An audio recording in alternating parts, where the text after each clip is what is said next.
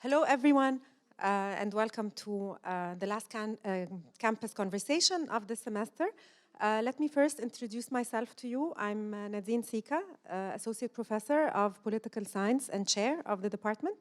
I'm honored to moderate today's conversation, which is the wrap-up of the fall 2024 semester.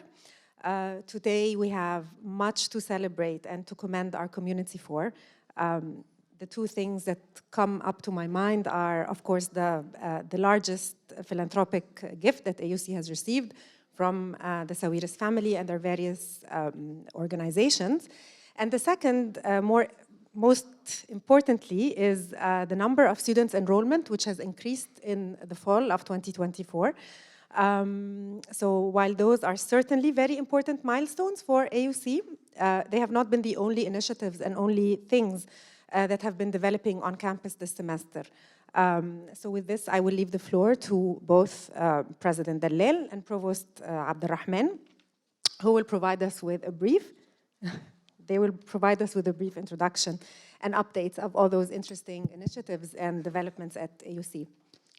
Thank you, Dr. Nadine. Dallal, yes. Good afternoon. I see some new faces here, but not everyone is familiar. But anyway, good to have you all with us. Do we have anyone joining online? Nope? Okay. All right. Speaking of the last campus conversation, it's not the last. It's the last campus conversation in this format. Campus conversations don't end. They're continuous. They're daily. as many of us know, and they should be, as they should be.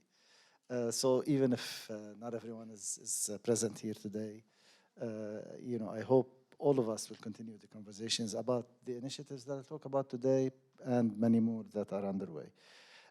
As you rightly said, one big, we've been telling our community about this forthcoming gift.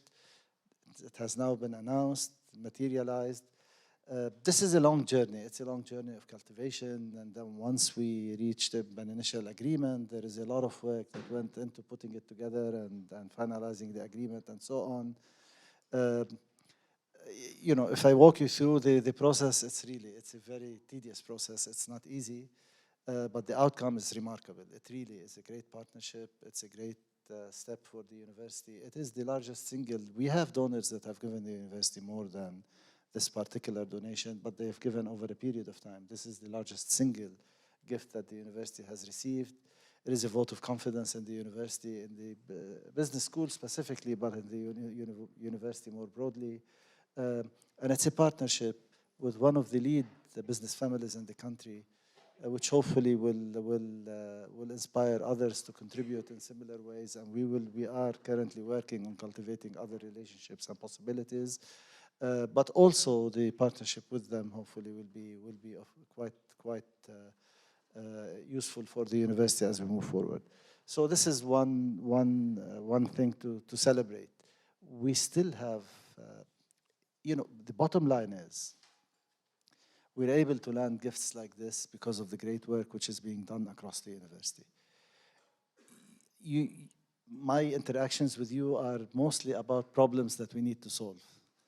And I'm sorry, we have to do this. I mean, it's part of our job to solve problems. But the reality is there are amazing things which are happening in this university.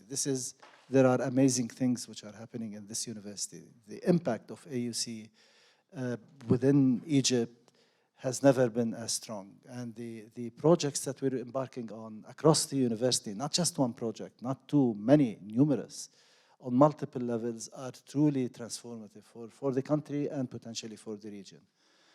And this is why we're able to land gifts of this sort. So it is a vote of confidence, no doubt.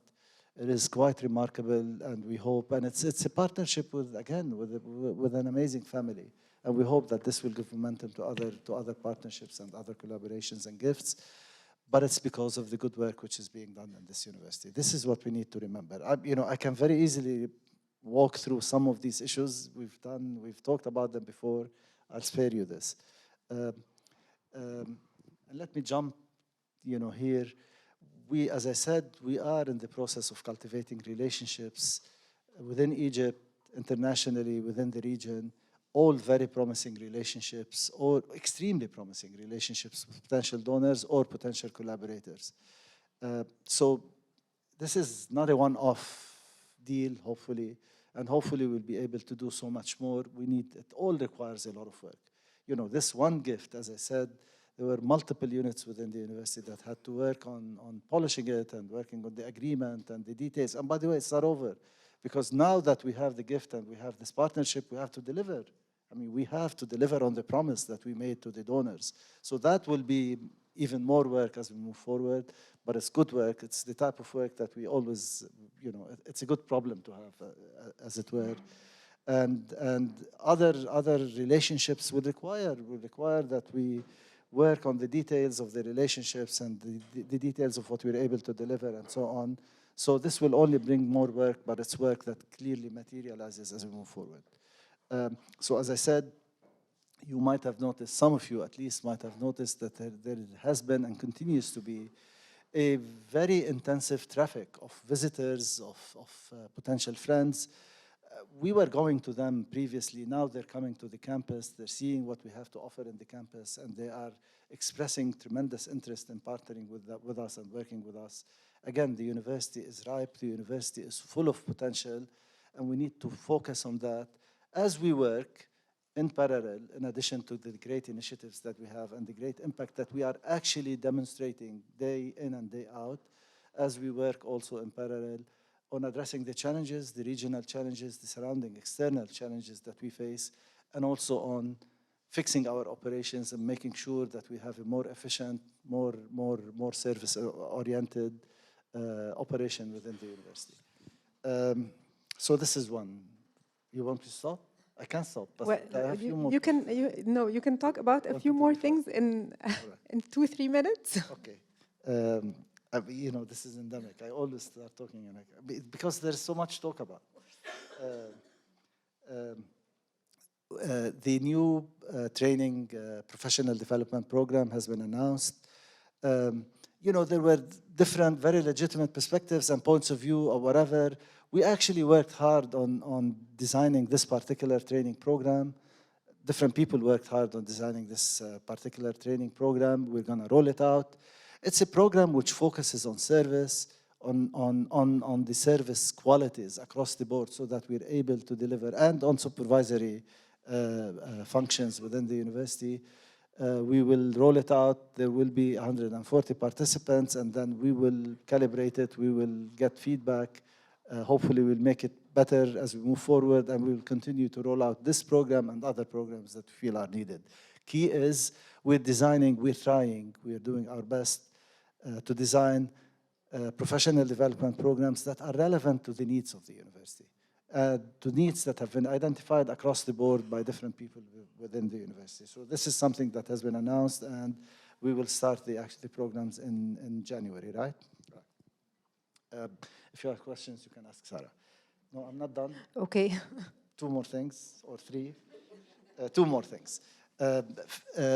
We are currently negotiating the health insurance program in the university. I mean, I just came from a meeting. Wasn't a conclusive meeting.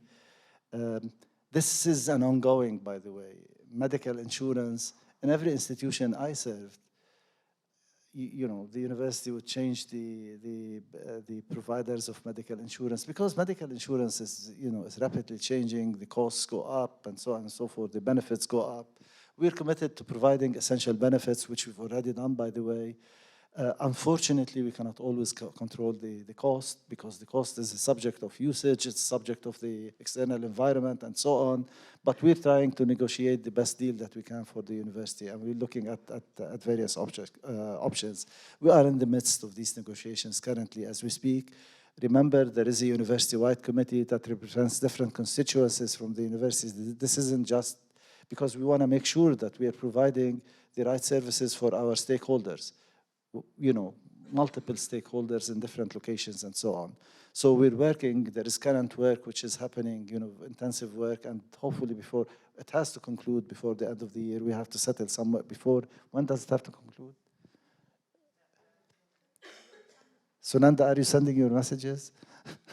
When does it have to conclude? End of December, okay.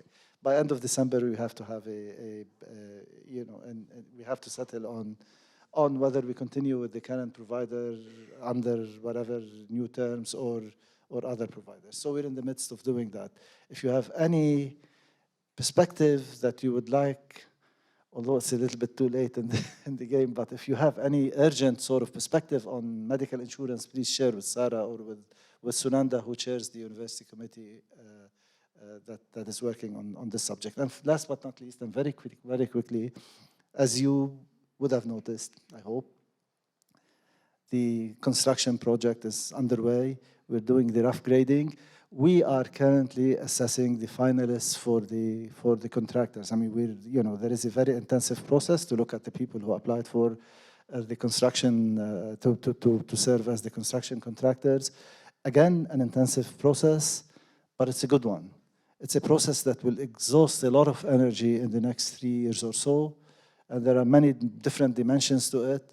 But we are embarking on it. It's part of the expansion of the university. It's part of the good work that is being done in the university. So now we're doing the rough grading, and we will decide now in December on the finalists, I hope, if everything works as planned and according to the timeline, which keeps on being delayed because this is how construction works.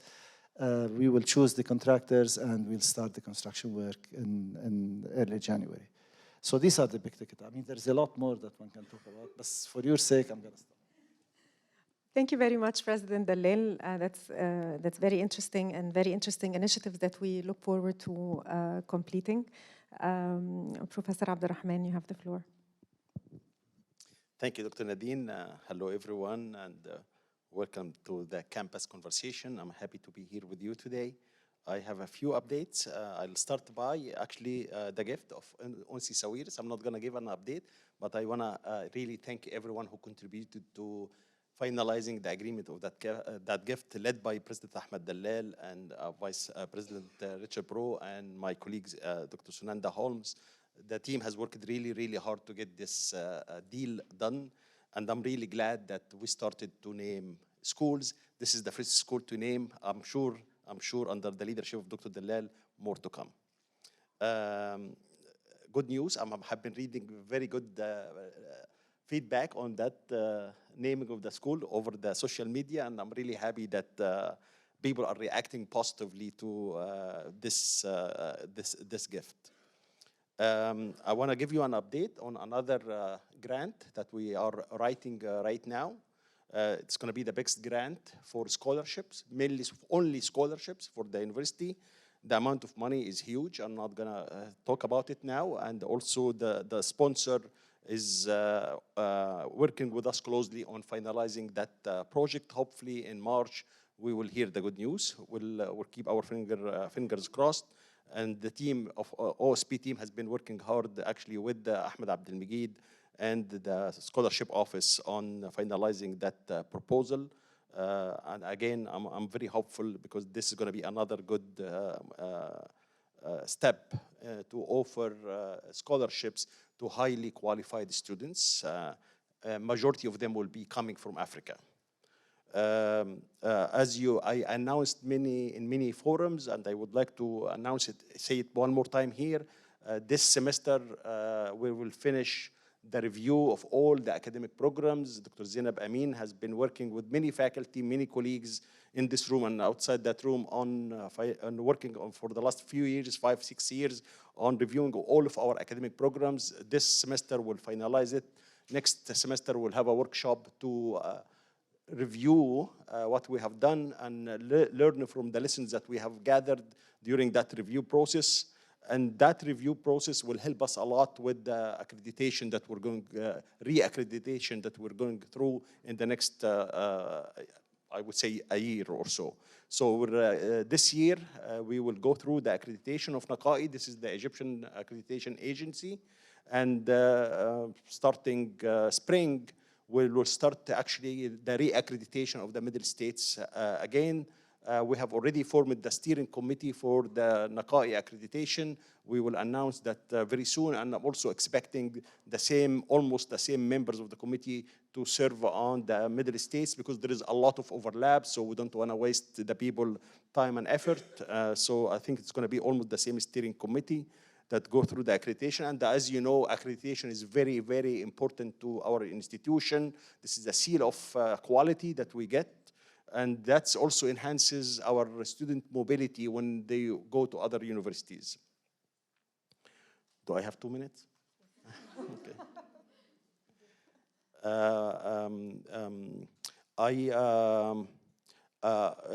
Recruitment for students has already started. The team starts at this time of the year and a little bit earlier than that to go recruit for international students. So we started to get some applications, either international and local students. So far, the numbers are promising, and we hope that we can recruit more international students than we do now. As you know, before the 2011 revolution, AUC enjoyed almost 20% and a little bit more than 20% international students. We would love to go back to that number. Currently, we're around 10 to 12% international students. We're not happy with that number. It's good, it's okay, but we want more international students as part of the internationalization of our campus. I just came back from a trip to Kazakhstan, where actually we signed an agreement with one of the top universities there. It's a new university, has an amazing research infrastructure, and many of international faculty and international students.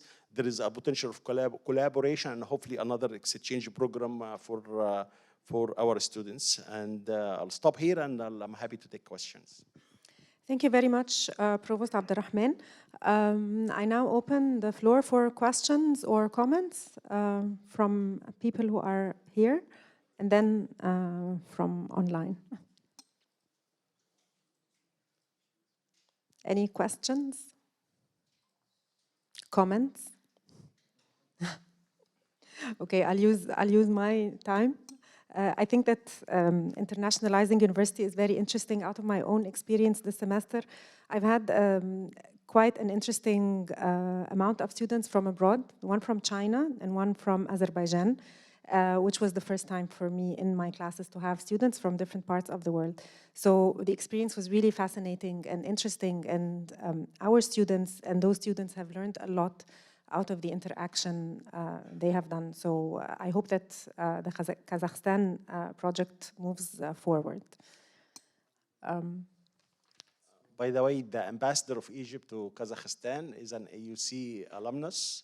She's she graduated twice from AUC from political science.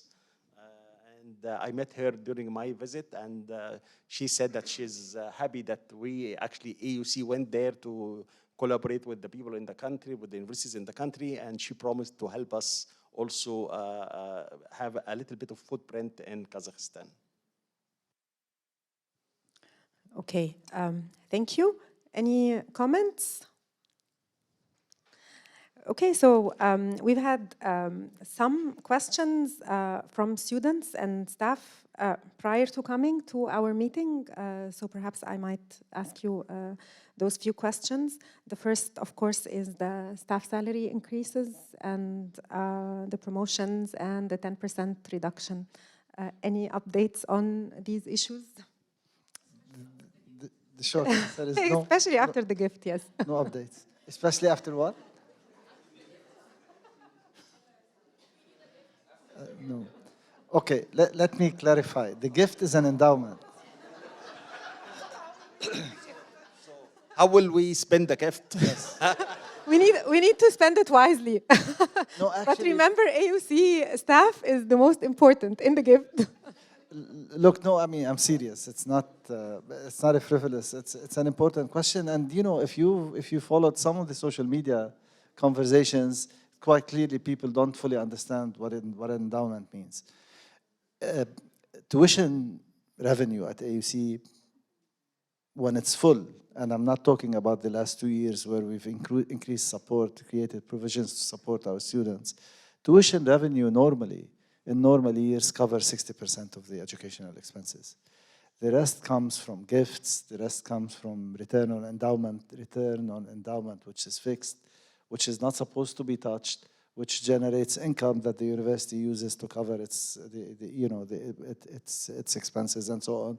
It comes from other services and so on, which are quite small. But the two major sources, and of course it comes from grants, from some of the overhead that's generated from grants, which depends. As long as we have these grants, we have this overhead, but otherwise it disappears. So these funds outside the tuition revenue, which is the primary source of income for our university, these funds are extremely important, and they keep the university going. It enables the university to provide the quality of services, to recruit the quality of faculty and so on, and staff that it does. So it is an endowment. It is not to be spent, but the return on the endowment contributes to the funds that we have on an annual basis to be able to cover our expenses and have a balanced budget at the end of the year. So it's not spendable money. It's not going to be distributed. Now, the endowment has three pieces to it, just as a quick reminder. The first piece is a basic endowment to underwrite the operations, the existing current operations of the business school. This will be the first school that has a special amount of money. It will not cover the expenses of the school, of course. But should there be, God forbid, upheavals or whatever, at least we know that there is an endowment that will generate some funds that will contribute to covering the existing expenses.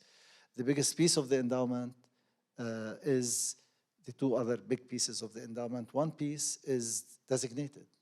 It's money to support an endowed professorship in artificial intelligence, money to support scholarships for business school students who receive, coming from following templates that we've had in previous years at the university, students who don't have the financial resources, who excel academically, who come from certain regions of Egypt and so on.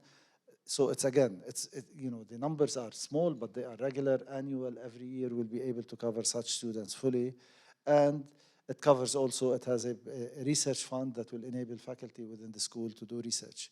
So there is a piece of the endowment which is designated to support activities in these particular areas. Then the third piece of the endowment is to pay for the cost of sending annually 3 to 4 students from AUC, at least, to the University of Chicago, and we're in negotiations with another comparable university to have also, we will have negotiations to have students also going to that university. So covering the expense, which is, by the way, not small. The tuition, the cost of education, annual cost of education at the University of Chicago is between $70,000 and $80,000 per student. Tuition plus living expenses and so on.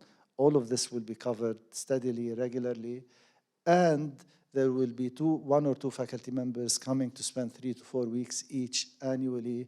At least we have the funds to, hopefully we'll find the faculty as well, who will come from the University of Chicago and later from the other universities that we'll identify, who will come and work at the business school, work with our faculty, work with our students.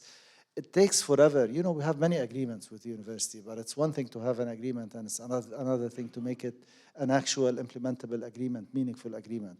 And many agreements are just, a declaration of intentions, but to implement the work and so on, it takes a lot more effort. This is guaranteed. There will be faculty members who will come and work with our faculty and work with our students. This is a remarkable contribution to the academic process, in addition to sending our students to do a year abroad. These are the 3 big pieces of the endowment. And unfortunately, the money of the endowment cannot be distributed, and that's not the purpose of the endowment. So this is about the endowment. You said 10%, and we've talked a lot about. I'm happy to talk more about it, but do you really want me to talk about these other issues? It's okay if you don't want. If you've talked a lot, if there's something specific. No, there's nothing specific. Just the 10%, and just the 10% and the increases. Yeah, we're almost there. We're almost there with the 10%. As I said, the idea behind the reduction of the workforce. Again, let me remind you of the general. We have an inflated workforce compared to any peer institution in the region, outside the region. Compared to peer institutions in the US, we had an external assessment, multiple external assessments that actually show that our workforce is quite inflated. And I'm not talking, it's inflated, it's double what it should be in comparable institutions. So 10% is a shy number. And as I said back then, we will reduce it from vacancies, from retirements. We're not going around and asking people to close positions and fire people and so on and so forth. And we're almost there. And at minimal, now as we move forward, my suggestion, my hope, it's not going to be mandated, at least not for the foreseeable future, not now, not in the following few months. My hope is that we will think of consolidation of positions whenever there are vacancies, consolidating positions, and consolidation and better compensation. Why? Because this way we'll be able to recruit higher quality, but there is something very essential about consolidation. We work in silos. And there are some of the services that are distributed across multiple silos rather than having one person who would do a much more efficient job in providing the service which is needed. You have that job divided amongst 3 or 4 or 5 different people, and they don't even refer the customers to the right entity. So it's sometimes much more efficient to have one person doing the job and providing the service, for example, student advising. I'm not talking specifically, or any other service, providing the service in a consolidated, coordinated way, efficient way, rather than throw someone who comes for a service between, from one silo to the other. So the idea of consolidation, and I'm leaving it at this point to you to think through, that possibility. It won't always work, of course, but I know for a fact that there are instances, there are examples where it could work. So this is moving forward. The 10%, we're almost there. We're doing well. It's not a big issue. It's a good thing. And in fact, in many cases, it enabled us to better compensate, to provide additional equity compensation for our staff. Okay, thank you. Thank you very much. Any question from... Okay, so another question we have is concerning the optimization of our capabilities in the workplace. Is there a place to initiate new ideas on campus? I just shared one. Yeah, okay. Okay, An interesting question that I suppose was addressed by a student is why doesn't AUC offer a rent-free area for a food franchise to offer affordable food options that are exclusive to the campus?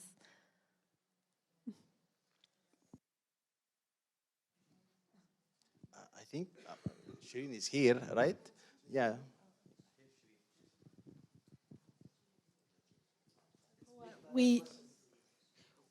The rent that we currently charge the food vendors is not that high compared to the market. We don't treat the model as a pure commercial or financial model. So the rent that we collect from our food vendors is not a substantial amount, and we do that on purpose so that we pass the savings or the cost avoidance or the low prices to the students and the consumers of those food vendors.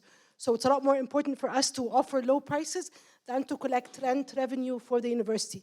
So that's the strategy that we've been following, and we plan to continue. So that is not a showstopper for food vendors to come in. Obviously, we've got a limited number of locations on campus to provide food services. We're currently at 13 food vendors, including the main cafeteria, which is a substantial number. Whenever we have another location, we've got 2 locations coming on new in January and February. One of them will be the Library Terrace. The second will be the Innovation Hub. And hopefully, from time to time, we do get additional spaces where we get more vendors on campus. I hope I've answered the question. Thank you very much, Shireen. Some students have also asked about AUC fees. Why are AUC fees paid completely in US dollars while the expenses are not completely paid in US dollars? There is a question in the room maybe after that. So AUC denominate its tuition in US dollar, but it collects the tuition in Egyptian pound. Did I say that correctly, Amir? Yes. For all Egyptian students. International students, they pay the tuition in US dollar. Most of our expensive, and I'm going to say the number, and Amir will correct me, I think 60 to 70% of our cost is in US dollar, not in Egyptian pound. While actually 60 to 7% of our income is in Egyptian pound, not in US dollar. Did I say that? Are those numbers correct, Amir? Yeah. يعني مش عايز يحرجني ف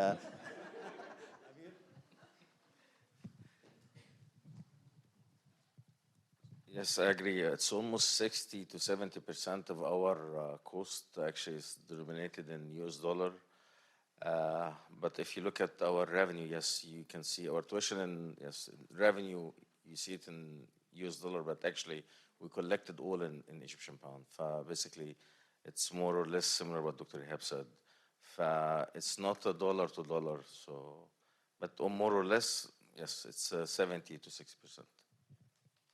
But 60% of our students are receiving some form of financial support. That financial support goes from the minimum is 20%, the maximum is 100%. So 60% of our students are receiving financial support. 25% of our students are receiving full financial support from the university. As we keep saying, EUC is not for profit, and tuition does not cover all the cost of the university. We depend on other sources, as the president mentioned, to cover the cost of the university, and we will continue bringing and diversifying the revenue stream of the university. And I hope one day we can be tuition independent university. As of now, we cannot, but we are working towards that, into that direction. It's going to take a lot of time, long years in order to reach that, but we have to continue working on diversifying our revenue stream. And part of it, as you have may noticed, the continuing education at EUC have been really helping the university a lot in the last few years to diversify our revenue stream. So, and to lessen the dependence on the tuition. There is a success story in the continuing education, and we're pushing really hard to get more and more revenue from continuing education, because we see a market there in Egypt and in the region for continuing education, and hopefully that will help us also in lessen the dependence on tuition. Okay, thank you very much, Professor Abdulrahman. There was a question from the floor. Oh, okay. About the professional development of the professors, I think a lot of students have comments on professors, especially who are teaching the lower level classes, because these are beginner level classes. I think it's really important to focus on the professional development of the professors who teach them, because they teach the basics of what is expected to be a future career. So if a student faces a situation where their lower level class is not taught in a good way, it might not be very helpful for them to build a good career on top of that. Okay, what I refer to is professional development programs for the staff, but I'll let the provost talk about faculty. So professional development for faculty, actually, in my opinion, there are three parts. One, regarding teaching, professional development in teaching, to enhance the teaching of the faculty. The other one is research, and we fund the faculty to go to conference and seed money to enhance the research productivity and quality. The third one is about mainly leadership, and also I can talk about that, not today. Let's go back to the first one, which is teaching. We have one of the best centers of learning and teaching worldwide. It's really one of the jewels of this university, and we train faculty a lot on how to teach. You should have seen me teaching when I came to this university, and you have to see me teaching now. So you will notice the difference, and all of that is actually because of the Center of Learning and Teaching. However, I agree with you. Freshman courses, entry-level courses are very, very important. And I used to teach those courses because I understand the importance of freshman entry-level courses. Those are the foundation courses that they build on. And you know, the students, when he or she goes on with their studies, they depend less and less on normal teaching, and they can depend more on themselves. So the freshman level courses are very important. I will look into that. I will look at, actually, I will try to collect data. We can collect the data on who is teaching our freshman level courses. Then we will work with departments and school to look to enhance the teaching in freshman level. So let me collect some data and report back to the community on that. But speaking about that, there is also currently the Quality of Education Task Force. There is a task force that has been working for more than a year now on assessing the quality of education at AUC. And before they assess the quality of education, they define what do we mean by quality of education. I think this is part of the definition. And the task force is almost finished with their report, and now they are devising an action plan so we can enhance what we define as a quality of education. That report and the action plan will be online once we finish. We expect that we finish the action plan and have that ready to the community by March of this, March 2025. And I'm sure that you will see something about what you asked about in that quality of education report. And thank you, it's a very good question. Thank you very much. Thank you, Professor Abdurrahman. Yes? As you said that you are trying to cover the operation cost of the university because the tuition is not covering this matter. Is it any plan in the future to use the 3 important buildings of the university, especially the Greek campus, the Heliopolis building, and the Malik, as these buildings can generate very good revenue and NOP for the university?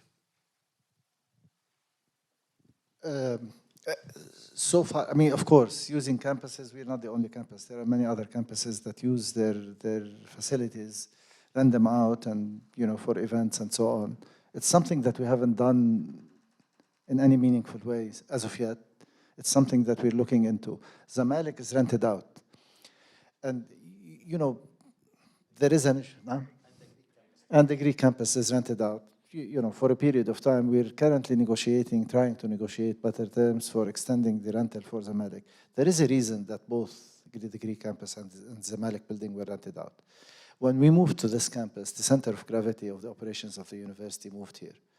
And the focus, understandably, the full focus of the university was to make this campus functional, which now it is. It's a gem. And now we're going back.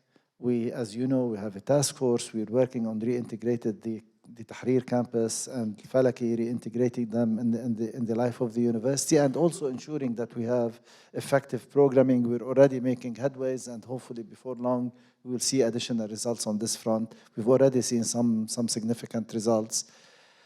The honest truth is we don't have plans for the Greek campus and the Zamalek building as of yet. We need plans for that. We need to come up with plans. We haven't been at a point where we could actually sit and say, here is the plan for the campus, and therefore we're going to claim it back. We're no longer... What's been done both I'm speaking in general terms, what's been done in the Greek campus and Zamalek building is quite good. The people who rented them out are having a very decent operation. We have every reason to be proud of what's being delivered there, although it's not being delivered by us. But eventually, we should start thinking of plans for these 2 campuses, and then if we have viable plans, change the arrangements. Right now, this is not the case. I will not, to tell you very honestly, we don't have plans because we have other things that we're trying to work on, trying to figure out. It takes effort, There is, turning the Greek campus into a hotbed for startups. At the time, by the way, at the time when this started in the Greek campus, there was no one else doing this in the country. There are not many startups now in the country, but it remains quite a focus of startup activity. What's being done in the Zamalek building, it's both serviced apartments and businesses and so on. The company that took over is doing a good job. It doesn't mean that we have the best deal with the company. I'm trying to negotiate a better deal with them. We don't have similar plans as of yet. So we will consider this in the next phase, not right away. Tahrir is rented till 2030. Zamalek is rented for a period of time which might be extended. We will think, and if we're capable of coming up with viable plans, we will apply them in these 2 places. Amir is negotiating on Zamalek, so he's responsible for that. As for our own campus, yeah, we should definitely try to utilize the facilities on the campus, on this beautiful campus, in more effective way, and we're looking into ways which I hope we'll be able to implement before long. Yes, Dr. Zainab. Thank you, Nadine. It's not a question, it's more of two follow-up comments on what has been said. When questions are raised about tuition and to what extent the university supports students in terms of financial aid or the like, we sometimes tend to focus on undergraduate students. And we tend to forget what's happening at the graduate level. We have almost 1,100 graduate students whose tuition is covered to a very high extent by institutional fellowships, much, much more than what we cover for undergraduate students. So let's please not ignore this part, because we have a big portion of graduate students coming from public universities who are covered to up to 70, 80, and maybe more % of their tuition is covered by institutional fellowships. My second comment relates to the student's question about faculty teaching freshman courses. You're absolutely correct. And I think the reason behind your comment or your question is the limitation of the class size. At AUC, we have a limitation on the class size to be a maximum of 30. It's very much different than other universities which teach classes in big halls of 300, 400, and 500 students, where you can have one very good, strong faculty member teach 300 and 400 students. This is not the case at AUC. And when you talk about freshman courses, I totally agree with you, but you need to realize that these are introductory courses, and you have multiple sections of these courses. I come from the Math and Actuarial Science department, where we have 10 sections of Calculus 1, 10 sections of Calculus 2, 10 sections of Intro to Statistics, and the same happens in physics, chemistry, biology, and all the humanities courses. So if you want to have classes of size 30 and expect to have a full-time professor teach every single class, that would be very difficult and very costly for the university. So there has to be a reliance on adjunct faculty. And maybe Hoda would like to talk about what sort of training is the Center of Learning and Teaching offering to adjunct faculty at AUC. Hoda, would you like to comment? So as Dr. Ihab mentioned and as Zainab touched upon, the Center for Learning and Teaching offers multiple workshops, multiple tracks, everything from active learning, managing, creating a classroom climate, teaching with technology, introducing AI, course design. So we offer it, and every year we have hundreds of faculty who engage with some of our workshops. We also focus specifically on adjunct faculty. We provide a day-long workshop for all our adjunct faculty, which is required actually. It's one of the few required workshops. And we are open every day to faculty. We get hundreds of consultations from faculty. So I think the point about focusing on gateway or entry level or foundational courses is valid. I think we should perhaps, like Dr. Hebb said, look at the data, look at the faculty who are teaching these courses and maybe think of giving them special attention or more support or more focus. I think this is a valid point and it's important to all of us. But we have a lot of resources for faculty at this university, and we encourage faculty to leverage these resources more frequently. And that being said, we have faculty who attend multiple workshops every semester, and every new full-time faculty who joins AUC attends a year-long faculty development program and teaching mentorship program at the center, and we have over 100 full-time faculty over the last 5 years who've completed this program. So it's a slow process, but I think when we compare across the globe, our faculty here do get a lot of resources and support, and we encourage them to use these resources more frequently. Thank you, Hoda. Yes, Dr. Abdurrahman. Yeah, I want to just comment also on graduate studies at AUC. Yes, when we speak about students at AUC and the support that we give to them, we mainly mean the undergraduate students, because those are the majority of our students on campus. But we also have 1,200 graduate students on campus, enrolled in 50 plus master's degree. And that means that that tells you on average there is 20 students per program, which is, that number is too thin in order to have to ensure the efficiency of our graduate programs. We will start working on enhancing graduate studies at AUC. This is the next step that we need to, next thing that we need to look at. Currently, our assessment, I would say back of the envelope assessment of graduate studies is most of them, if not all of them, are part-timers. So they come take classes and leave the university right away because they are have other jobs, other things to do. 2, they do not contribute much to our research productivity. 3, they do not contribute also much to our undergraduate education. And that means that we need to review that business model. We need to look again at our graduate studies and see how can we benefit from all those graduate students to help